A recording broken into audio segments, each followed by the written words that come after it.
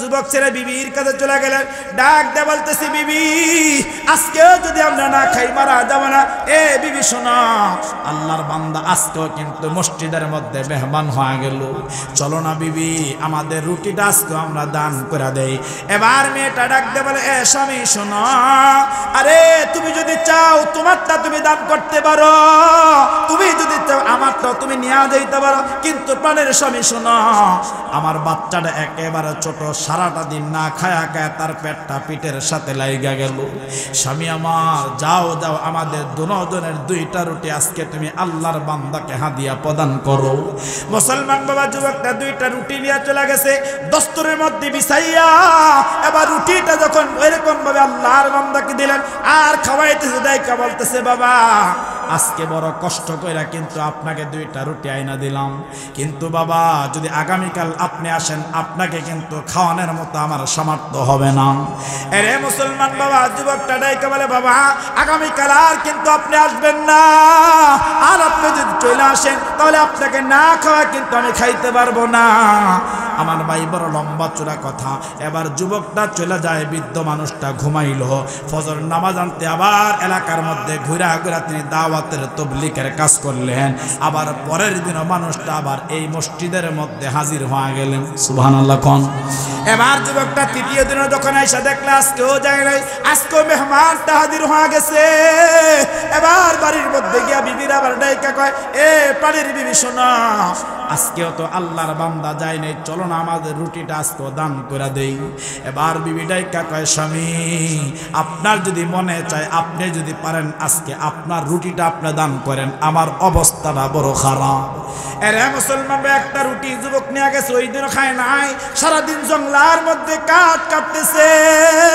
এত মেহনত করার পর সে রুটি খাইল না, আল্লাহর বান্দাকে খাওয়াইল। এবার খাওয়া যুবকটা আজকে আর কোনো আসার জন্য নিষেধ করলেন না। এবার যুবকটা চলে যায়, বৃদ্ধ মানুষটা বিছানার মধ্যে ঘুমায়। অনেক লম্বা চূড়া কথা বাবা। ফজরের নামাজ আনতে যুবকটা বৃদ্ধ মানুষটার কাছে হাজির হওয়া যায়। এবার হাজির হয়ে ডাক দিলেন, বাবা আজকে আপনি চলে যান, আর কিন্তু আপনি আসবেন না। দেখেন তাকে আমার পেটের অবস্থা বড় খারাপ, আমার পেটটা একেবারে পিঠের সাথে লাইগা গেল। মুসলমান বাবা এবার বৃদ্ধ মানুষটা যুবকের দুইটা হাতের মধ্যে খপ করে এরকম ভাবে ধরলেন, আর ডাইকা ডাইকা বলতেছে, যুবক আমাকে দৈনন্দিন তুমি নিষেধ করে, এরপর কেন আমি আসলাম জানো?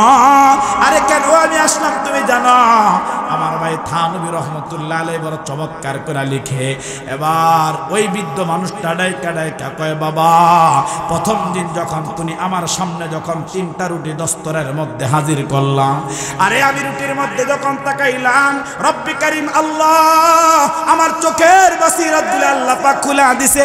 ওই রুটির মধ্যে এমন একটা দৃষ্টি আমি দিলাম, আর আমি তাকায় তাকায় দেখলাম রুটিগুলার মধ্যে সরাসরি আল্লাহর আকাশ থেকে সকিনাগুলা নাজিল হইতেছে। এরে যুবক শোনো, এই তিনটা রুটি ওই দিন যখন আমি বিছানার মধ্যে ঘুমাইলাম, আমি যখন বিছানার মধ্যে ঘুমায় গেলাম, রব্বে কারীম আল্লাহ ওই দিন এমন একটা ঘুম আল্লাহ পাক আমাকে দান করলো। ওই ঘুমের মধ্যে আমি দেখলাম আমার রব্বে কারীম আল্লাহ ওই ঘুমের মধ্যে এমন একটা স্বপ্ন আল্লাহ পাক আমাকে দান করলো। আমি ঘুমের মধ্যে দেখতেছিলাম এরকম তিনটা রুটি, বরকতি রুটি খাওয়ার কারণে, হালাল ইনকামের রুটি খাওয়ার কারণে, একটা মুমিনা বান্দির হাতে তৈয়ারকৃত রুটি খাওয়ার কারণে মহান রব্বে কারীম আল্লাহ ওই রাতে ঘুমের মধ্যে আল্লাহ পাক মদিনাওয়ালা পয়গম্বরকে তিনবার স্বপ্নে দেখা দিছে। আল্লাহু আকবার। আমি এরকম তিনটা রুটি খাইলাম, তিনবার মদিনাওয়ালা পয়গম্বরকে স্বপ্নে দেখলাম। আবার পরের দিন যখন দুইটা রুটি আমাকে খাওয়াইলা, আরে ওই রাত্রে আমি পয়গম্বরকে দুইবার স্বপ্নে দেখলাম। পরের দিন যখন একটা রুটি আমাকে খাওয়াইলা, আমি পরের দিন পয়গম্বরকে স্বপ্নের যুগে একবার দেখলাম। এর যুবক বারণ করার পর কেন আমি আসলাম? কারণ যেই ঘরের রুটি খাইলে মদিনাওয়ালা পয়গম্বর স্বপ্নে দেখা যায়, ওই ঘরের রুটি না খেয়ে তো এলাকা চাইরা যাইতে পারি না। তাহলে বাবা যেই কথাটা বুঝাইতেছিলাম, আপনারা আওয়াজ করে বলেন তো বাবা, হালালের মধ্যে বরকত বলেন তো আছে না না? হালালের মধ্যে বরকত, কেমন বরকত? যে নবী আলাইহিস সালাতু ওয়াস সালাম মদিনার মরুতুলাল পয়গম্বর আরবি রহমতুল আলম নবীকে রুটি এরকম হালাল ইনকামের খাওয়ার কারণে আল্লাহ তাআলা ওই বুজুর্গ মানুষটাকে ওই দাওয়াত ও তাবলীগওয়ালা মানুষটাকে তিনবার খাইছে, নবীকে তিনবার স্বপ্নে দেখছে, দুইটা রুটি খাইছে, দুইবার দেখছে। আর ডাইকা কয়, যুবক আমি কেন যাই না জানো, যেই ঘরে রুটি খাইলে মদিনাওয়ালা পয়গম্বর স্বপ্নে আইসা দিদার দিয়া দেয়, ওই ঘরে রুটি ছাইরা তো আমি যাইতে পারি না। এই ধরো তিনটা দিন চলে গেল, যুবক তোমার কষ্ট হয়, কিন্তু এরপর এই এলাকা ছাইরা আমি একটা মুহূর্ত চলে যাইতে পারি না। সুবহানাল্লাহ। তাহলে আমার ভাই বোঝা গেল হালালের মধ্যে মহান রব্বে করিম আল্লাহ বরকত লুকায় রাখছে, আর হারামের মধ্যে আল্লাহ তাআলা কোনো আরাম রাখে নাই, হারামের মধ্যে কোনো বরকত রাখে নাই।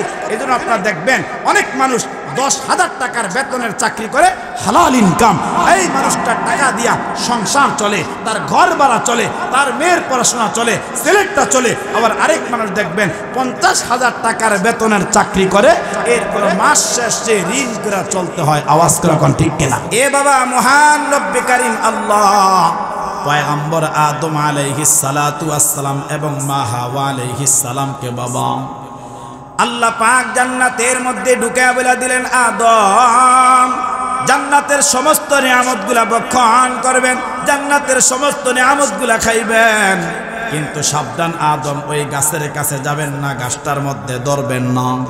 আর আদম, ওই গাছের মধ্যে একটা ফল উৎপাদন হবে, ফলটা কিন্তু আপনি ভক্ষণ করবেন না।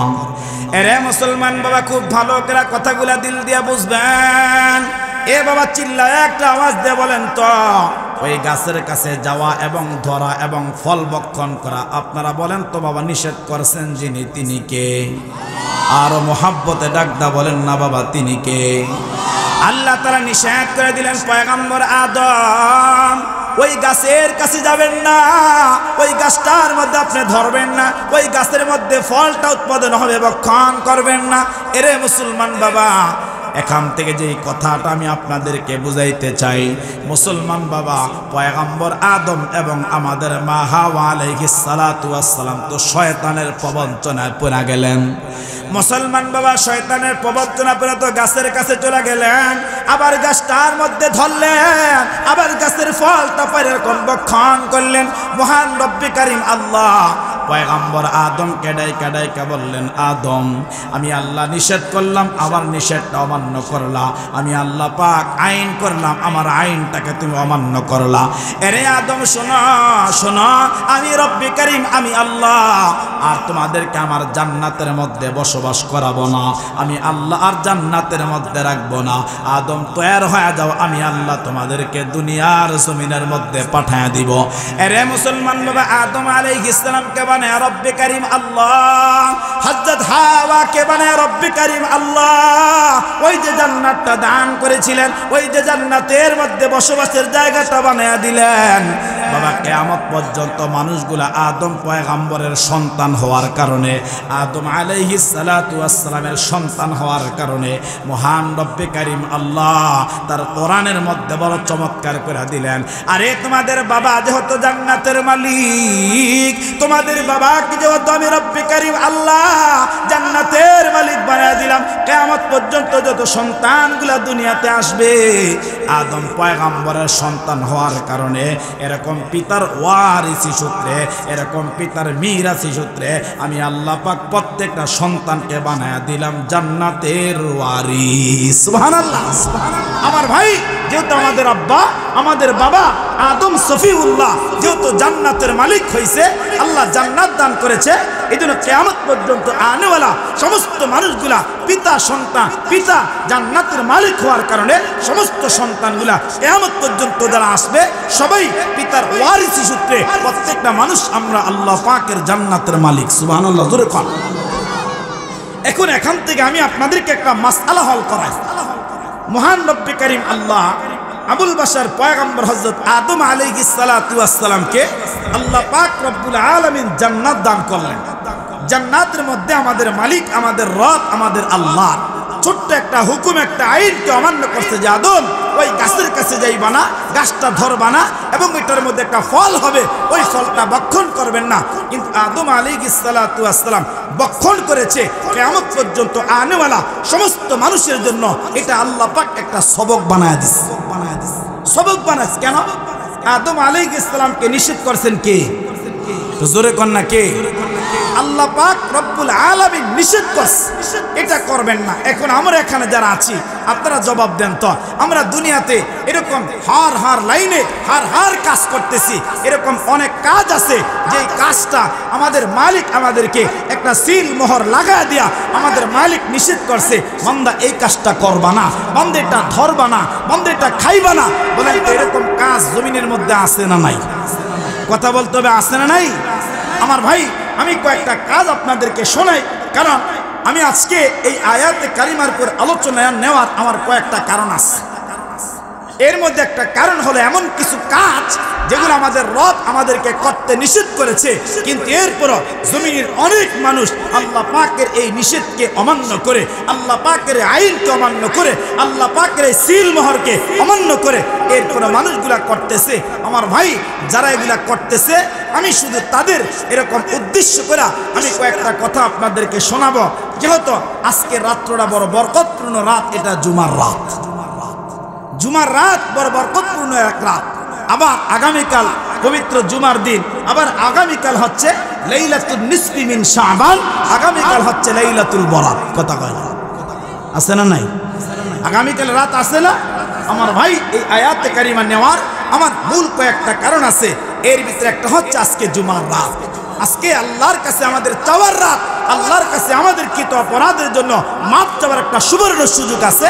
আমার ভাই, যেমন এই দুনিয়ার জমিনের মধ্যে এমন কিছু কাজ আমি আপনি করতেছি, এমন কিছু কর্ম আমি আপনি করতেছি যেগুলো আমাদের রব আমাদের মালিক আমাদেরকে নিষেধ করেছে। হে কামরুজ্জামান, এই কাজ করা যাবে না। হে কামরুজ্জামান, এটা ধরা যাবে না। হে কামরুজ্জামান, এটা খাওয়া যাবে না। বলেন এরকম কাজ আছে না নাই? কথা জোরে বলতে হবে, আছে না নাই? যেমন আমাদের এই সমাজের ভিতরে অনেক মানুষ এরকম ভাবে ব্যবসা করে। আপনারা বলেন তো ব্যবসা হালাল না হারাম? তো জোরে কর না, হালাল না হারাম? এখন যদি কেউ যদি টাকা দিয়া সুদের ব্যবসা করে, ওইটা হালাল না হারাম? জোরে কয় না রে?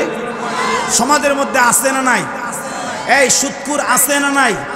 ঘুষখোর আছে না নাই? টেন্ডারবাজ আছে না নাই? জিনাখোর আছে না নাই? মিথ্যাবাদী আছে না নাই? গীবতকারী আছে না নাই? শিকায়াতকারী আছে না নাই? অন্যের দোষ নিয়ে ঘোরাফেরা করে এরকম মানুষ আছে না নাই? অপরাধগুলা শুনে না। এই যে বললাম সুদ, অনেকে বলবেন হুজুর এটা আপনারা খালি ওয়াজ করেন, মোল্লা মৌলবীরা খালি ওয়াজ করেন। আরে আমি টাকা দিয়া তারে এরকম সহযোগিতা কইরা সে আমাকে কিছু লভ্যাংশ দিছে, কেন আপনাদেরকে কর্জে হাসানা দিতে পারেন না? কথা হয় না? আপনি কর্জে হাসানা দেন, আপনি লভ্যাংশ কেন নেবেন? এটা তো আল্লাহ পাক নিষেধ করেছে। এটা মহান রব আল্লাযীনা ইয়াকুলুনা রিবা লা ইয়াকুমুনা ইল্লা কামা ইয়াকুমুল্লাযী ইয়াতাখাব্বাতুহু শাইতানু মিনাল মাস। আল্লাহ নিষেধ করেছে যে বান্দা আমি একটা সিল মোহর লাগায় দিছি, বান্দা এটা করা যাবে না। বান্দা এই টাকায় টাকা বানায়া এটা খাওয়া যাবে না, আমি আল্লাহ তোমার জন্য এটা হারাম করে দিছি। যেমন সমাজের মধ্যে বলেন তো এই ধরনের অপরাধ আছে না নাই? এখন যারা এগুলা করে, আমি একটা ছোট্ট হাদিস শোনাবো, কারণ এই বিষয়ে তো লম্বা কথা বলা যাবে না। আমাদের আয়াতে কারিমার তাফসীর আছে। আমার ভাই আল্লামা ইমাম বুখারী রাহিমাহুল্লাহ বুখারীর মধ্যে একটা লম্বা চূড়া হাদিস বয়ান করছে। নবী আলাইহিস সালাতু ওয়াস সালামের সাহাবী হযরত আব্দুল্লাহ ইবনে আব্বাস রাদিয়াল্লাহু তাআলা আনহু তিনি বলেন, এই দুনিয়াতে যারা সুদ খাবে, এই দুনিয়াতে যারা সুদের লেনদেন কাজ কারবার করবে, আমার ভাই তাদের শাস্তিটা কেমন হবে? আব্দুল্লাহ ইবনে আব্বাস রাদিয়াল্লাহু তাআলা আনহু বলে, কিয়ামতের ময়দানে সুদখোরদেরকে মহান রব্বে কারীম আল্লাহ তাদেরকে পাগল অবস্থায়, জিনে ধরা রোগীর মতো এরকম দিশেহারা অবস্থায় আল্লাহ পাক তাদেরকে কিয়ামতের আদালতে গোটা হাসরবাসীর সামনে আল্লাহ পাক সুদখোরকে পাগল অবস্থায় দাঁড় করাবে। আল্লাহু আকবার, জোরে কর। আরে মুসলমান বাবা, খুব ভালো করে কথাগুলা দিল দিয়া বুঝবেন। এ বাবা, মহান রব্বে কারীম আল্লাহ পাক জানায়া দিলেন, বান্দা এরকম গুনাহটা বান্দা তুমি করবা না, এটার শাস্তি কিন্তু বান্দা বড় ভয়ঙ্কর। বাবা হযরত আব্দুল্লাহ ইবনে আব্বাস বলে এইভাবে তো মানুষগুলাকে দিশেহারা অবস্থায় তো কিয়ামতের ময়দানে রব্বে কারীম আল্লাহ পাক দাঁড় করাবে।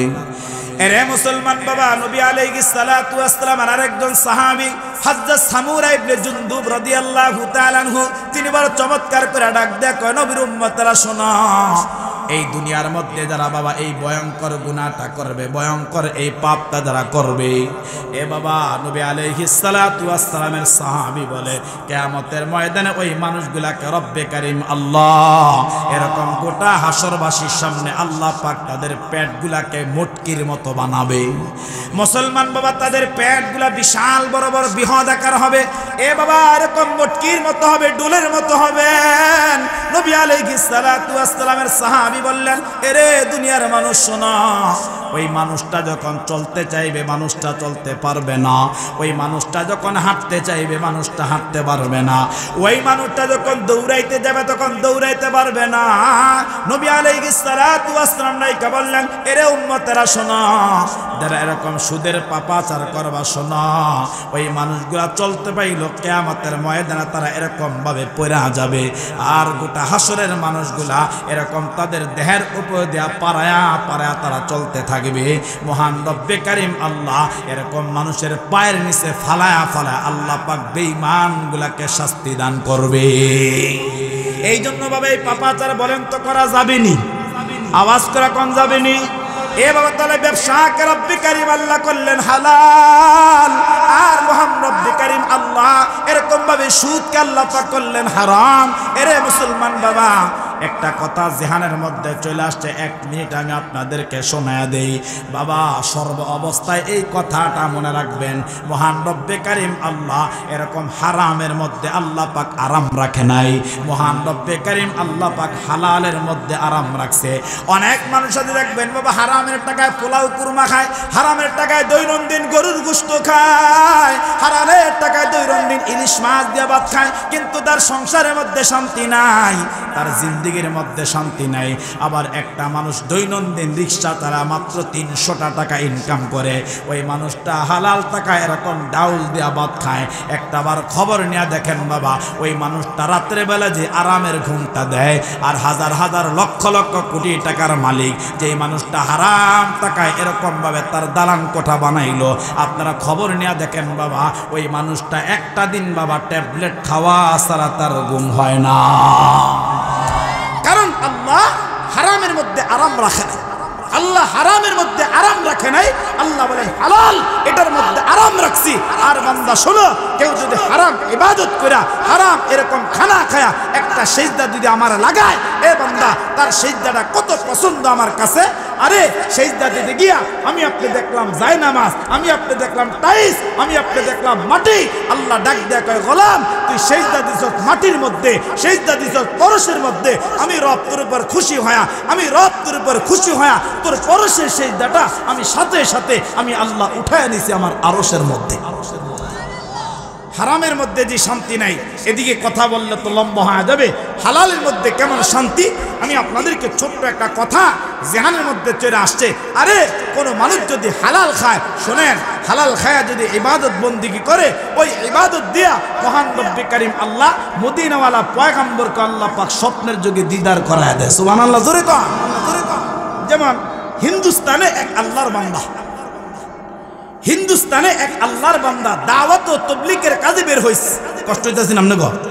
আপনারা রাগ করেন, এই ওয়াজ করলে রাগ করেন, এটা আমার কথা বলতেছি।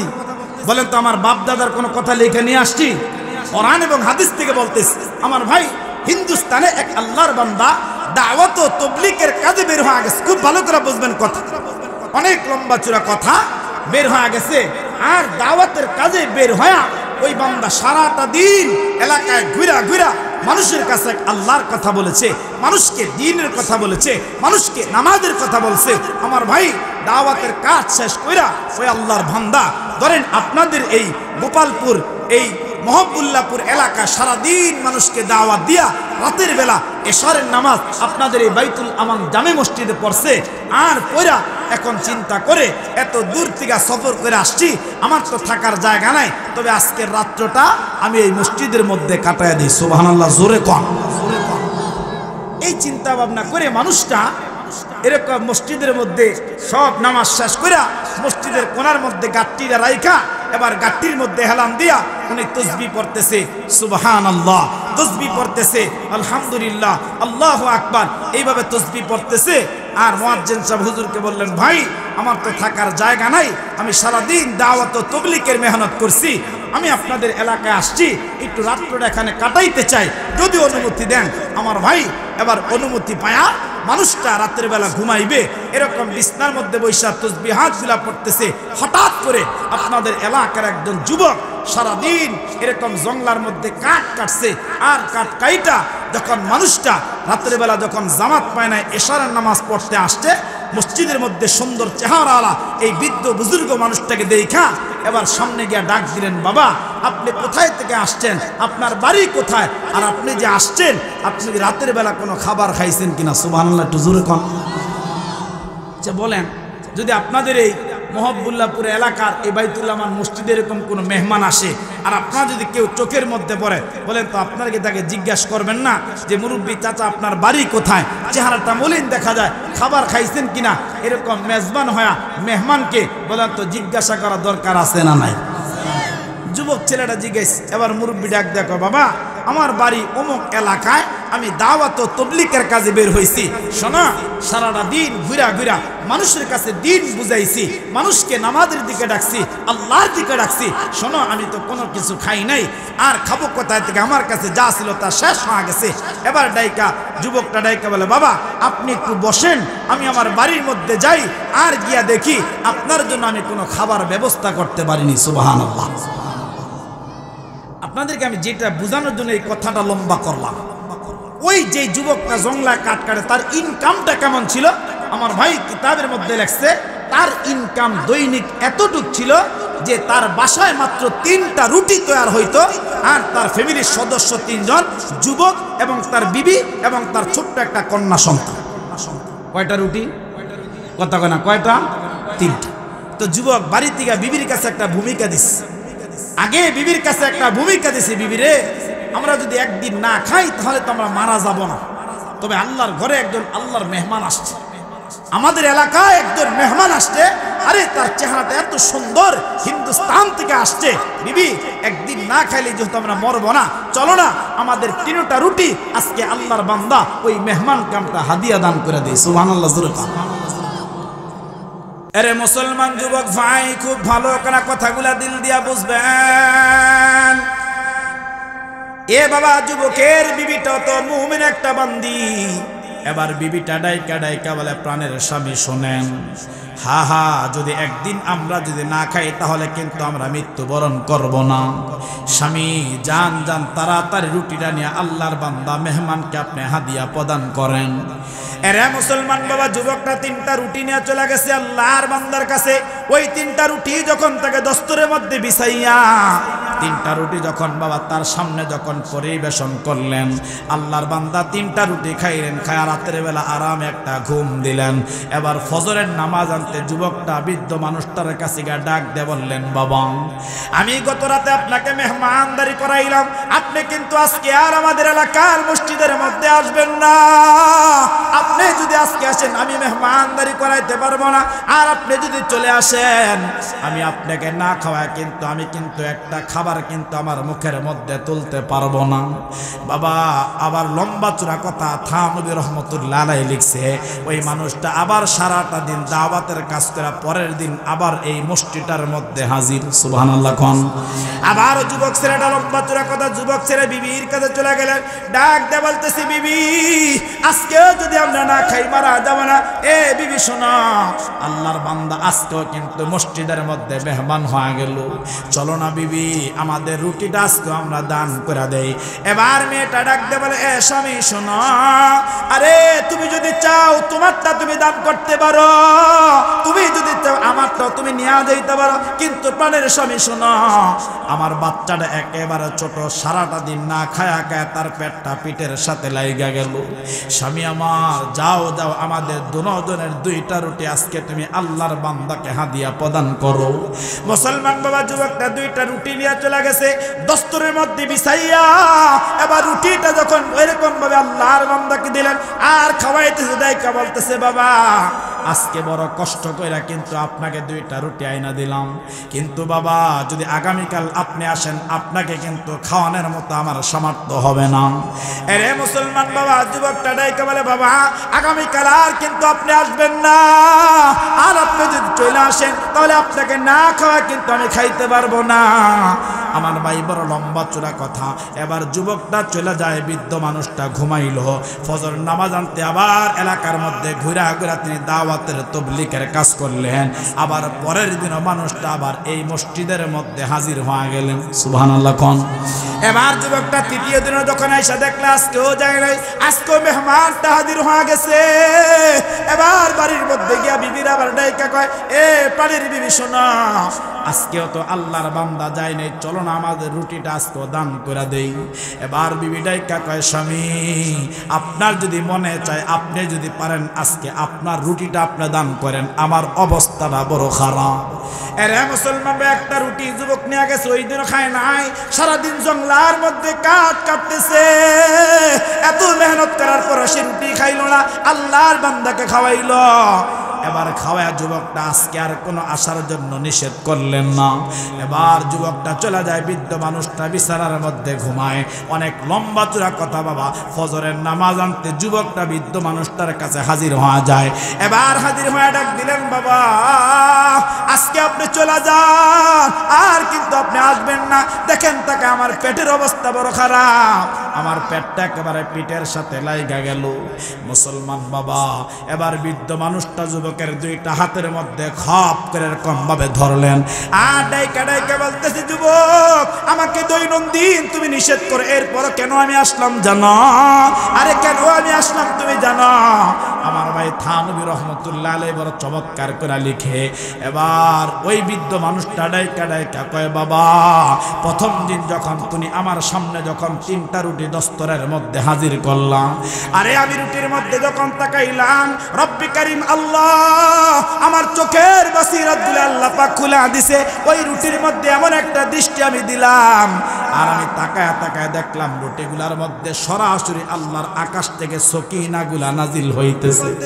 এরে যুবক শোনো, এই 3টা রুটি ওই দিন যখন আমি বিছানার মধ্যে ঘুমাইলাম, আমি যখন বিছানার মধ্যে ঘুমায় গেলাম, রব্বে কারীম আল্লাহ ওই দিন এমন একটা ঘুম আল্লাহ পাক আমাকে দান করলো।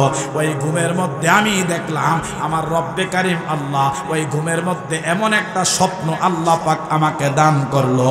আমি ঘুমের মধ্যে দেখতেছিলাম এরকম 3টা রুটি, বরকতি রুটি খাওয়ার কারণে, হালাল ইনকামের রুটি খাওয়ার কারণে, একটা মুমিনা বান্দির হাতে তৈয়ারকৃত রুটি খাওয়ার কারণে মহান রব্বে কারীম আল্লাহ ওই রাতে ঘুমের মধ্যে আল্লাহ পাক মদিনাওয়ালা পয়গম্বরকে 3বার স্বপ্নে দেখা দিছে।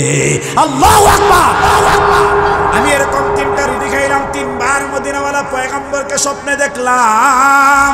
আবার পরের দিন যখন 2টা রুটি আমাকে খাওয়াইলা, আরে ওই রাত্রে আমি পয়গম্বরকে 2বার স্বপ্নে দেখলাম। পরের দিন যখন একটা রুটি আমাকে খাওয়াইলা, আমি পরের দিন পয়গম্বরকে স্বপ্নের যুগে একবার দেখলাম। এর যুবক বারণ করার পর কেন আমি আসলাম? কারণ যেই ঘরের রুটি খাইলে মদিনাওয়ালা পয়গম্বর স্বপ্নে দেখা যায়, ওই ঘরের রুটি না খেয়ে তো এলাকা চাইরা যাইতে পারি না। তাহলে বাবা যেই কথাটা বুঝাইতেছিলাম, আপনারা আওয়াজ করে বলেন তো বাবা, হালালের মধ্যে বরকত বলেন তো আছে না না?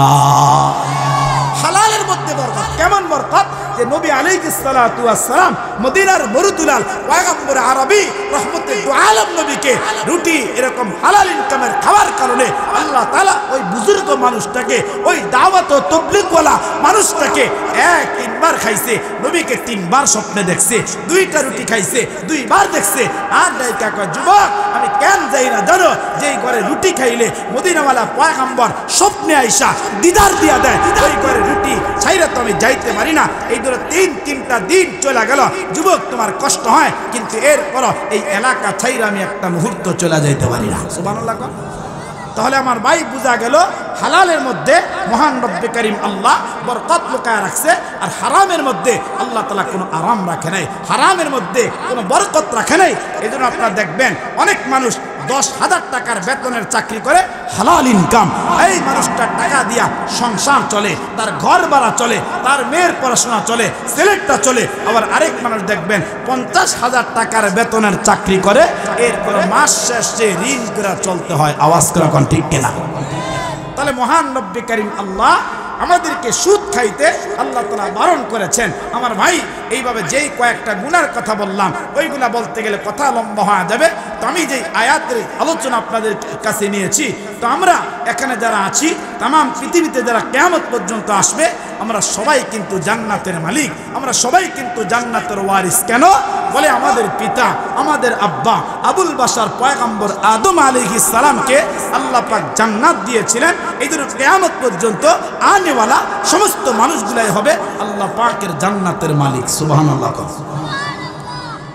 এরপরে 2 নম্বর বিষয়, এই জান্নাতটা আল্লাহ কি দিয়ে তৈরি করলেন, কি দিয়ে আল্লাহ তাআলা বানাইলেন, আর যে জান্নাতটা আল্লাহ পাক মুমিনের ওয়ারিসি সম্পদ বললেন, ওই জান্নাতের আয়তনটা কতটুকু, ওই জান্নাতের দৈর্ঘ্য আর প্রস্থটা কতটুকু।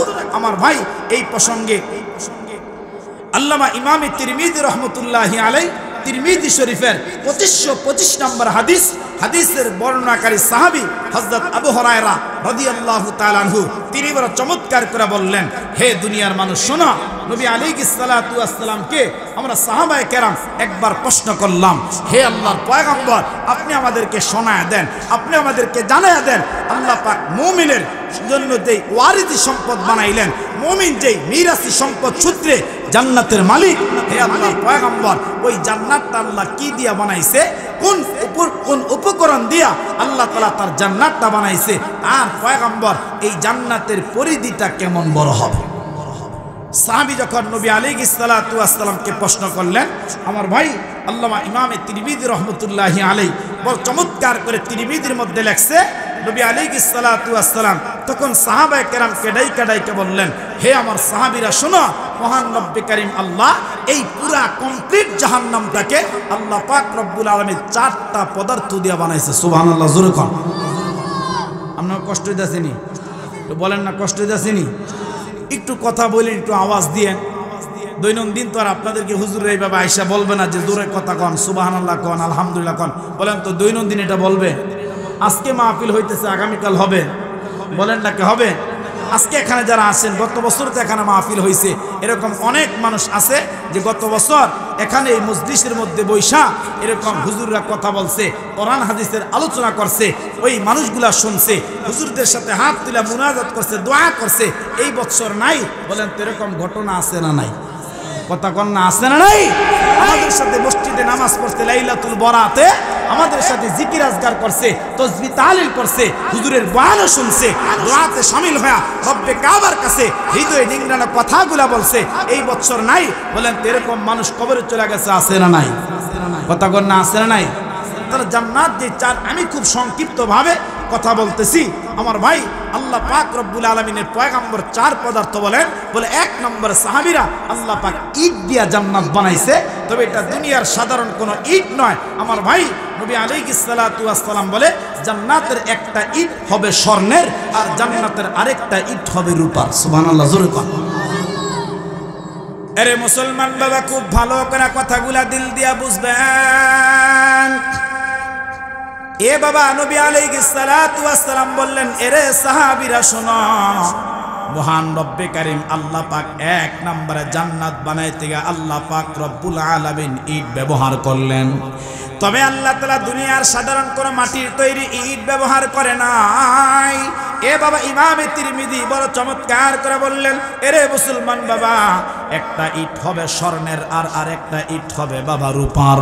নবী আলাইহিস সালাতু ওয়াস সালাম বলেন, এই 2টা ইটের মাঝে জোড়া লাগাইতে গিয়ে আল্লাহ পাক যেই গাঁথুনিটা ব্যবহার করলেন, এটা দুনিয়ার সাধারণ কোনো এরকম সিমেন্টের হবে না, সাধারণ কোনো বালির হবে না। আল্লাহর পয়গম্বর আলাইহিস সালাতু ওয়াস সালাম বলে ওই গাঁথুনিটা আল্লাহ পাক বানাইছে সুগন্ধময় মৃগো নাভি দিয়া। এটা দ্বিতীয় পদার্থ। 3 নম্বরে আমার ভাই জান্নাতের মধ্যে কঙ্কর হবে, জান্নাতের মধ্যে এরকম টুকরা টুকরা কঙ্কর হবে। মহান রব্বে কারীমের পয়গম্বর বলে ওই কঙ্করগুলাকে আল্লাহ পাক রব্বুল আলামিন বানাইছে এরকম মণি আর মুক্তার দ্বারা, সাধারণ হবে না।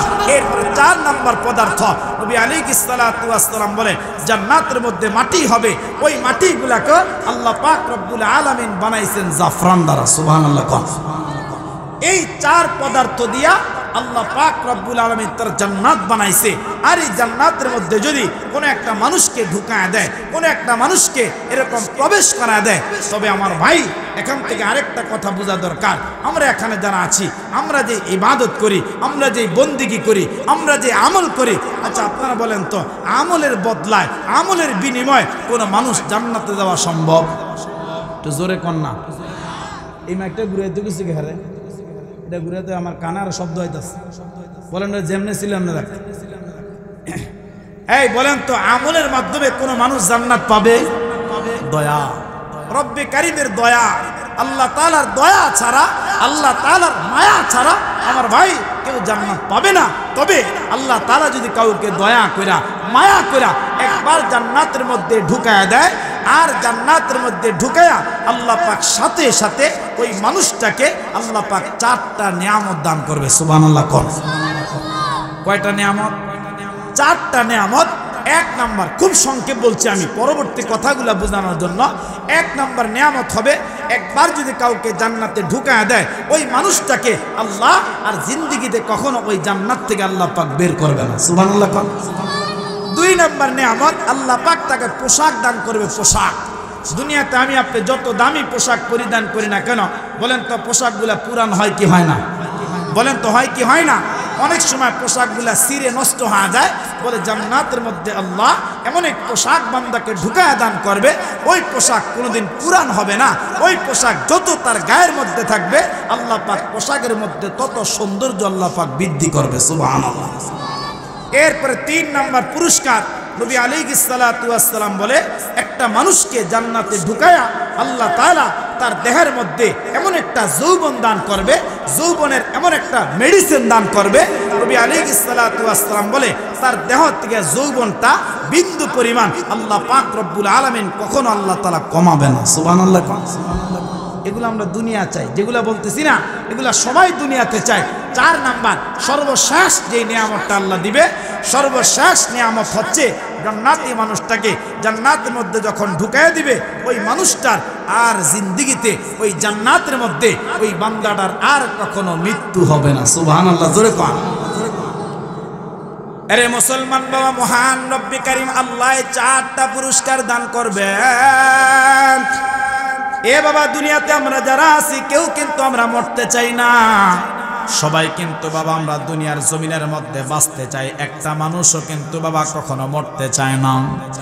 আল্লাহ তাআলা ডাইকা ডাইকা বললেন, গোলাম আমি আল্লাহ দুনিয়া তোমার জন্য এই পুরস্কারটা রাখি নাই, আমি আল্লাহ পাক দুনিয়া তোমার জন্য কিন্তু বান্দা এই উপঢৌকনটা রাখলাম না। আমি আল্লাহ যদি দুনিয়ার জমিনের মধ্যে তোমাকে যদি আজীবন বাঁচায় দে বান্দা, আমি আল্লাহর দেওয়া নিয়ামতরা যদি তুমি জান্নাতের মধ্যে ভোগ করতে পারবা না, এই জন্য আমি আল্লাহ তোমার জন্য জান্নাতের মধ্যে স্পেশাল করে বানায় রাখলাম। এরে মুসলমান বাবা, এখন আমি আপনাদেরকে বোঝাই জান্নাতের আয়তনটা কেমন হবে, ওই জান্নাতের দৈর্ঘ্য আর প্রস্থটা কেমন হবে বাবা, এরকম সর্ব উৎকৃষ্ট জান্নাতটা কেমন হবে এবং সর্বনিম্ন স্তরের জান্নাতটা কেমন হবে।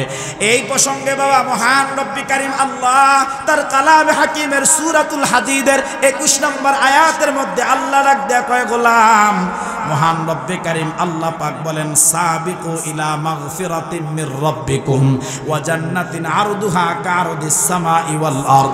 আল্লাহ তাআলা ডাইকা বলতেছেন, এরে দুনিয়ার মানুষ শোনো, আসো বান্দা আসো, তোমরা আমি রবের ক্ষমার দিকে আসো। আমি আল্লাহ পাক তোমাদেরকে ডাকতেছি বান্দা, আমি আল্লাহর ক্ষমার দিকে আসো, আমি আল্লাহ পাকের কাছে ক্ষমা চাওয়ার জন্য আসো। আর বান্দা আমার ওই জান্নাতের জন্য তোমরা প্রতিযোগিতা করো। আমি আল্লাহ যেই জান্নাতটা তোমাদেরকে বানাইলাম বান্দা, ওই জান্নাতের আয়তনটা হবে আসমান আর জমিন বরাবর ফাঁকা। ওই জান্নাতের আয়তন ফাঁকা হবে এই জমিন থেকে আকাশ পর্যন্ত যতটুকু ফাঁকা আছে। আমার ভাই, ইসলাম বনাম বিজ্ঞান কিতাবের মধ্যে আসছে এই জমিন থেকে আকাশের দূরত্ব হলো 9,30,00,000 মাইল ফাঁকা জায়গা, 500 বছর রাস্তা।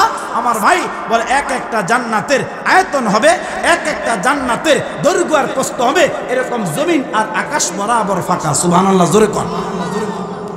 এটা আল্লাহ কাদেরকে দিবে?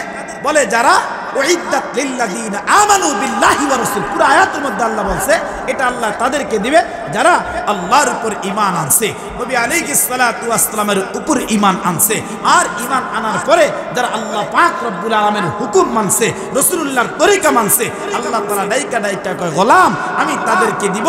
আর এটা হচ্ছে আমি আল্লাহর পক্ষ থেকে আমার বান্দার উপর বড় একটা অনুগ্রহ। সুবহানাল্লাহ কোন। তাহলে আয়াতের শুরু অংশে আল্লাহ তাআলা আমাদেরকে ডাইকা ডাইকা বলেন, বান্দা তোমরা আমি রবের ক্ষমার দিকে আসো। আচ্ছা এখন বলেন তো, আমাদের রবের ক্ষমার দিকে আগায় গিয়া আমাদের রবের কাছে বলা, আমাদের রবের কাছে চাওয়া, আমাদের রবের কাছে কান্না করা, আওয়াজ করে বলেন তো আমাদের দরকার আছে না নাই? একটু কন্যা বাবা আছে না নাই?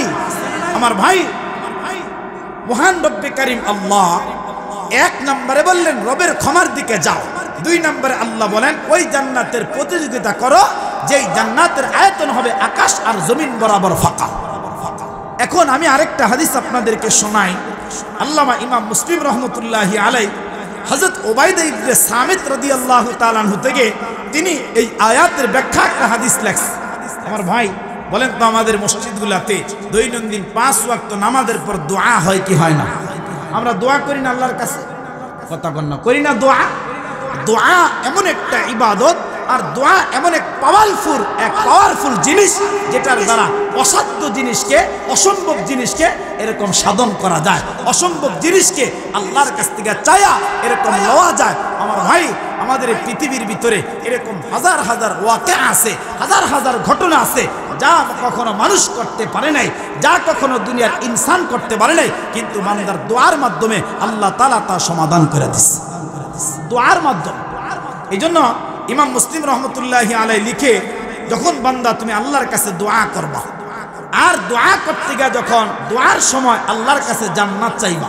আমরা অনেক সময় দোয়ার মধ্যে বলি আল্লাহুম্মা ইন্না নাসআলুকাল জান্নাতা ওয়া নাউযু বিকা মিনান নার। আল্লাহর কাছে দোয়া করতে গিয়ে জান্নাত চাই, জাহান্নাম থেকে মুক্তি চাই। তবে নবী আলাইহিস সালাতু ওয়াস সালাম কয়, উম্মত দোয়া করতে গিয়া তোমরা দৈনন্দিন আল্লাহর কাছে 3 বার জান্নাত কামনা করবা। সুবহানাল্লাহ কোন। কয়বার? তো জোরে কর না, কয়বার? 3 বার। কেউ যদি 3 বার যদি দোয়া করতে গিয়া আল্লাহর কাছে জান্নাতটা চায়, আল্লাহর কাছে জান্নাতটা কামনা করে, আমার ভাই নবী আলাইহিস সালাতু ওয়াস সালাম তখন আল্লাহর পয়গম্বর বলে 3 বার জান্নাতটা চাইলে ওই জান্নাতটা আল্লাহকে ডাক দেয়া কয়, আল্লাহ তোমার এই বান্দা আমাকে দেখে নাই, তোমার বান্দা আমার মধ্যে আসে নাই, তোমার বান্দা আমার ভিতরে নিয়ামত দেখে নাই, কিন্তু আল্লাহ আমার মধ্যে ঢুকার জন্য, আমার ভিতরে আসার জন্য, আমার নিয়ামত ভোগ করার জন্য আল্লাহ তোমার বান্দাটা বেকার, আর তোমার বান্দাটা পাগল। আয় আল্লাহ আমি জান্নাত তোমার বান্দার ব্যাপারে সুপারিশ করতেছি, আয় আল্লাহ তোমার এই বান্দাটাকে মাফ করে আল্লাহ আমি জান্নাতের মালিক তোমার বান্দাকে তুমি বানায় দাও। সুবহানাল্লাহ। এরে মুসলমান বাবা, নবী আলাইহিস সালাতু ওয়াস সালাম বললেন, এরে আমার উম্মতেরা শোনো, এইভাবে যদি বাবা কোনো মানুষ যদি 3 বার যদি আল্লাহর কাছে জান্নাতটা কামনা করে বাবা, তখন জান্নাতটা ডাইকা ডাইকা রব্বে কারীমের কাছে বান্দার ব্যাপার সুপারিশ করতে থাকে। আর ডাইকা ডাইকা বলে, আল্লাহ তোমার এই বান্দাটা আমার মধ্যে ঢুকলো না, আমার মধ্যে প্রবেশ করলো না, কিন্তু আল্লাহ তোমার এই বান্দাটা আমার ভিতরে আসার জন্য তোমার বান্দাটা বড় বেকার আর হয়ে গেছে। আয় আল্লাহ বারংবার তোমার কাছে আমাকে চাই, আয় আল্লাহ আমি জান্নাত তোমার কাছে সুপারিশ করলাম।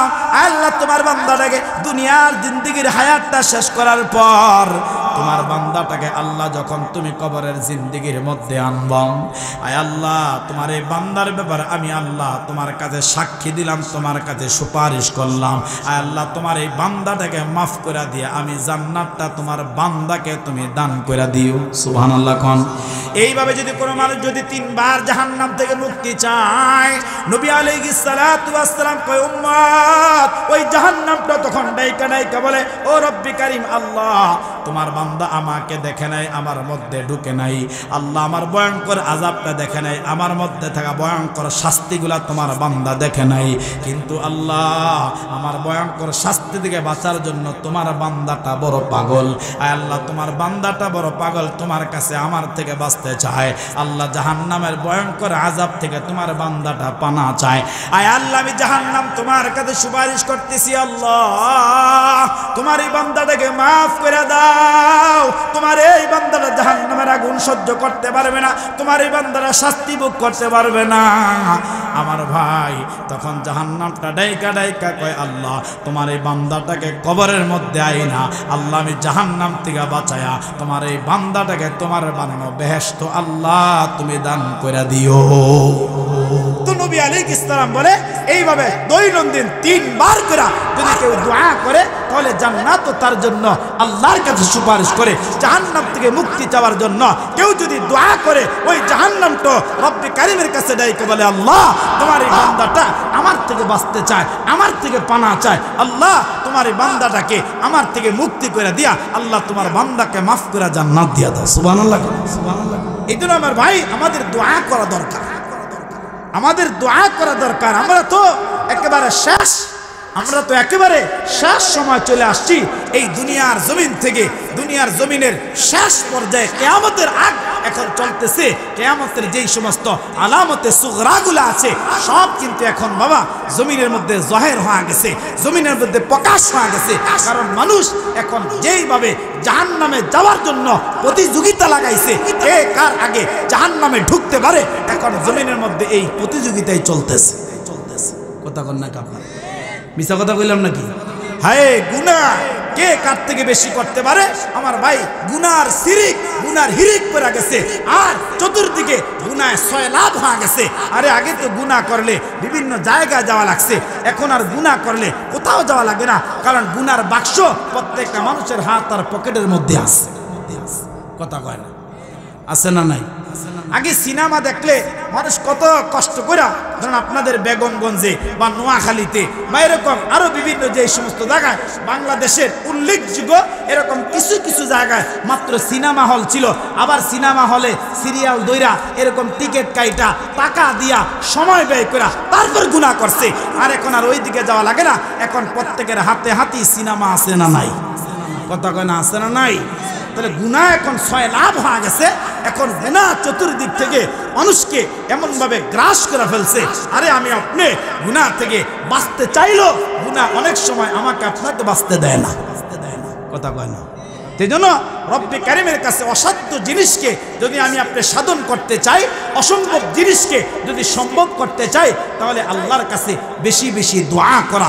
কারণ দোয়া এমন একটা ইবাদত আমার ভাই, যেটার দ্বারা আপনি অসম্ভব জিনিসকে রব্বে কারীমের কাছে চাইয়া সম্ভব করতে পারবেন। আমি আপনাদেরকে ছোট্ট একটা কথা শোনাই। আল্লামা তারিক জামিল হাফিজাহুল্লাহ উনি ওনার কিতাবের মধ্যে একটা ছোট্ট ঘটনা লেখছেন। ঘটনা হলো কি, আল্লাহর পয়গম্বর আলাইহিস সালাতু ওয়াস সালাম একদিন হুজরার মধ্যে বসা। এমন সময় নবী আলাইহিস সালাতু ওয়াস সালামের কাছে একজন মুমিনা মহিলা আসছে, সাহাবী একজন মহিলা আসছে, তার নাম হযরত খাওলা বিনতে সাআলাবা রাদিয়াল্লাহু তাআলা। নবী আলাইহিস সালাতু ওয়াস সালামের কাছে আসলেন, আর এসে আল্লাহর পয়গম্বর আলাইহিস সালাতু ওয়াস সালামের কাছে কাঁদতেছে আর ডাইকে বলে, হে আল্লাহর রাসূল, আমার স্বামী আমাকে জিহার তালাক দিছে। কি তালাক? জিহার তালাক। এটা আরবের একটা প্রচলিত তালাক ছিল, এটা জাহিল যুগের একটা প্রচলিত তালাক ছিল। কোনো মানুষ যদি তার বিবির দিকে তাকায় বলতো, তোমার হাতটা তো দেখতে আমার মায়ের মতো দেখা যায়, তোমার পিঠটা আমার মায়ের মতো দেখা যায়, কেউ যদি এই জাতীয় বাক্য উচ্চারণ করছে, এই জাতীয় কথা বলছে, জাহিল যুগে এই জাতীয় কথার দ্বারা তার বউ তালাক হয়ে যেত। এটা জিহার তালাক। তো মহিলার স্বামী যখন তাকে জিহার তালাক দিস, নবী আলাইহিস সালাতু ওয়াস সালামের কাছে আয়েশা বার কাঁদতেছে আর ডাইকা ডাইকা বলেন, হে আল্লাহর পয়গম্বর, আমার স্বামী তো আমাকে জিহার তালাক দিছে, আল্লাহর নবী এটা আমি মানি না, আপনি আমার এই তালাকের ব্যাপারে একটা বিধান আপনি কায়েম করেন। ওই সময় তখনও ইসলামী শরিয়ার কোনো আইন বিধান আল্লাহ পাক ওই সময় পর্যন্ত নাজিল করে নাই। তো নবী আলাইহিস সালাতু ওয়াস সালাম হযরত খাওলার দিকে তাকায় আল্লাহর পয়গম্বর বলেন, খাওলা তালাক তো হয়ে গেছে। তালাক হয়ে গেছে, রাসূলুল্লাহর জবান দিয়ে বলছে তালাক হয়ে গেছে, চলে যাও। হযরত খাওলা কাঁদতেছে আর ডাইকা কই, ইয়া রাসূলুল্লাহ আপনি বলেন তালাক হয়ে গেছে, আমি এখন কোথায় যাব? আমি তো সন্তান জন্ম দিতে গিয়ে আমার পেট দীর্ঘ করে ফেলাইছি। হে আল্লাহর পয়গম্বর, এখন তো আমার যৌবন শেষ হয়ে গেছে, আমার বাবা মা তারাও মরে গেছে, আমার ভাই বোন কেউ পৃথিবীতে নাই। হে আল্লাহর পয়গম্বর, আমি এখন কোথায় যাব? আমি কার কাছে যাব? হে আল্লাহ রাসূল, আপনি আমার ব্যাপারে একটা বিধান কায়েম করুন। আল্লাহু আকবার, জোরে কম। এরে মুসলমান বাবা, খুব ভালো করে যুবক ভাই কথাগুলা দিল দিয়া বুঝান। এ বাবা, নবী আলাইহিস সালাতু ওয়াস সালাম যখন ডাইকা বলে খাওলা তালাক হয়ে গেছে, তাড়াতাড়ি চলে যাও, তালাক হয়ে গেছে। বাবা হযরত খাওলা হাউমাও করে কাঁদতে সারা ডাইকা ডাইকা বলে, ওগো আল্লাহর পয়গম্বর, আমার স্বামীর সাথে আমার মহাব্বতটা গাধার প্রেমের মতো, আমার স্বামীটা বৃদ্ধ হয়ে গেছে, এরকম আমিও তো বৃদ্ধ হয়ে গেছে। ওগো আল্লাহর পয়গম্বর, আমার পেটটা এরকম দীর্ণ হয়ে গেছে, অনেক সন্তান তো আমার থেকে বিমুষ্ট হয়ে গেল, আমার যে সম্পদগুলো ছিল সম্পদগুলোও শেষ হয়ে গেছে, আমার মা বাবা কেউ জিন্দা নাই, এরকম ভাবে আমার আত্মীয় স্বজন কেউ জিন্দা নাই। পয়গম্বর, আমি এখন কোথায় যাব? মুসলমান বাবা, আপনারা খুব ভালো করে একটা কথা বলে আপনারা দিল দিয়া বুঝবেন। এরে মুসলমান বাবা, আল্লাহ পাক সূরা রুমের মধ্যে বড় চমৎকার করে একটা শব্দ ব্যবহার করেছে, মাওয়াদ্দা। এ বাবা, যৌবন অবস্থায় যারা বিবিকে মহাব্বত করেন, যৌবনকালে যারা এরকম ভাবে তার বিবিটার এরকম মহাব্বত করেন, বাবা তার মহাব্বতের মধ্যে বেজাল আছে, তার মহাব্বতটা কোয়ালিটি সম্পূর্ণ না। কারণ যৌবন অবস্থায় মানুষ মহাব্বত করে একমাত্র যৌবনের খাহেশের কারণে, ঠিক কিনা? আর যখন মানুষটা বৃদ্ধ হয়ে যায়, অনেক বৃদ্ধ মানুষ সমাজের মধ্যে আছে দেখবেন, এরকম বুড়া মানুষটা একদিনও তার বুড়িরে ছাড়া থাকতে চায় না, আবার বুড়িটাও একদিন তার বুড়ারে থাকতে চায় না।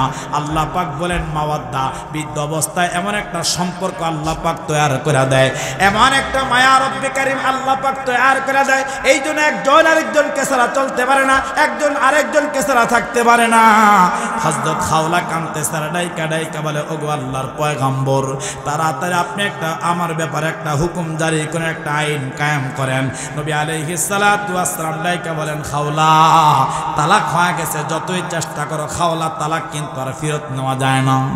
মুসলমান বাবা, নবী আলাইহিস সালাতু ওয়াস সালাম কেবল মহিলাটা ডাইকা বলে, পয়গম্বর আপনি যেহেতু আমার ব্যাপারে কোনো বিধান দিলেন না, ওগো আল্লাহর পয়গম্বর, আমি রব্বে কারীম আল্লাহর কাছে আমি আমার নিজের জন্য একটা ফয়সালা চাবো।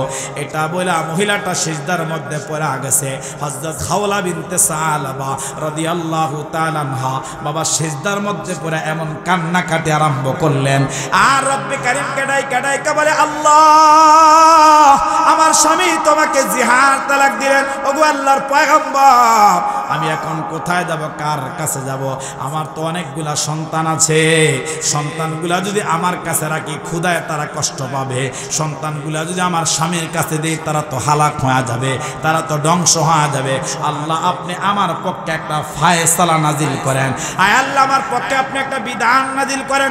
এরে মুসলমান বাবা, আম্মা জান হযরত আয়েশা সিদ্দিকা বলেন, এরে খাওলা তাড়াতাড়ি হাত নামা, তাড়াতাড়ি হাত নামা।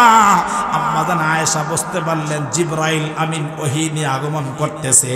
নবী আলাইহিস সালাতু ওয়াস সালামের পুরা দেহটা ঘাইমা গেছে। আল্লাহর পয়গম্বর আলাইহিস সালাতু ওয়াস সালামের কাছে জিবরাইল আলাইহিস সালাতু ওয়াস সালাম সাধারণ কোনো বিধান নিয়ে আসে নাই। আল্লাহ পাক ওই মহিলাটার ব্যাপারে আল্লাহ পাক কোরআনি আইনটা নাজিল করলেন। মহান রব্বে কারীম আল্লাহ সূরা মুজাদালার মধ্যে বড় চমৎকার করে বললেন, জিবরাইল ডাইকা বলে, পয়গম্বর একটা মহিলা আপনার সাথে কথোপকথন করছে একটা বিধানের জন্য, পয়গম্বর ওই মহিলাটার ব্যাপারে আল্লাহ পাক আয়াতে কারিমা নাজিল করলেন। আল্লাহ পাক জানায়া দিলেন, কদ সামিআ আল্লাহু কওলাল্লাতী তুজাদিলুকা ফী যাওজিহা ওয়া তাশতাকি ইলাল্লাহ ওয়াল্লাহু ইয়াসমাউ তাহাউরাকুমা। আল্লাহ তাআলা এই আয়াত এবং পরবর্তী আয়াতের মধ্যে জানায়া দিলেন, এরে মুসলমান সাধারণ কোন বিধান আল্লাহ পাক দেয় নাই।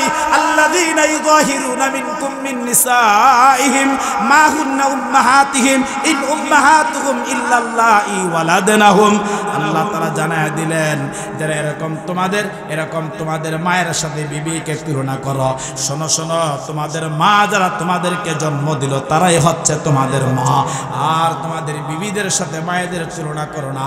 আল্লাহ পাক সরাসরি কোরআনী আয়াত নাজিল করে দিয়া আল্লাহ পাক কিয়ামত পর্যন্ত এই জমিন থেকে আল্লাহ তাআলা জিহার তালাক আল্লাহ উঠায়া দিছে।